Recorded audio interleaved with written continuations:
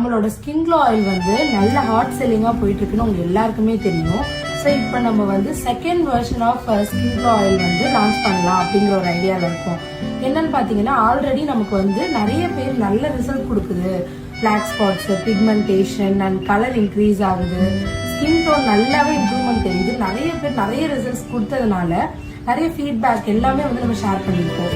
So இப்போ நாங்கள் என்ன முடிவு பண்ணியிருக்கோம் அப்படின்னா, அரோமாக்காக எக்ஸ்ட்ராவாக ஒரு இன்க்ரீடியன்ஸும் நம்ம வந்து ஆட் பண்ணலாம் அப்படின்னு நல்லா ரிசர்ச் பண்ணி அதுக்கு நல்லா வந்து R&D பின்னாடி நாங்கள் ஒர்க் பண்ணிட்டு இப்போ புது இன்க்ரீடியன்ஸ் ஆட் பண்ணுறோம். அது என்னன்னு பார்த்தீங்கன்னா, நம்மளோட ஃப்ரெஷ்ஷான ரோஸ் பெட்டல்ஸ்ங்க.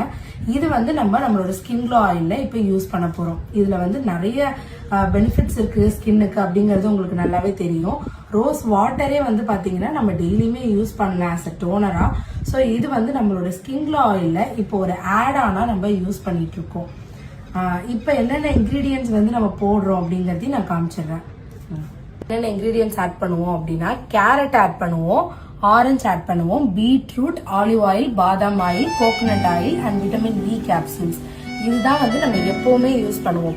பட் இந்த தடவை நம்ம அடிஷ்னலா என்ன யூஸ் பண்றோம் அப்படின்னு பாத்தீங்கன்னா, ஃப்ரெஷ்ஷான ரோஸ் பெட்டல்ஸும் நம்ம ஸ்கின் க்ளோ ஆயில்ல யூஸ் பண்ண போறோம். ஸோ இதுல வந்து கெமிக்கல் ஃப்ரீ அண்ட் எந்த ப்ரிசர்வேட்டிவும் கிடையாது. எல்லாருமே இந்த ஆயிலை வந்து யூஸ் பண்ணலாம்.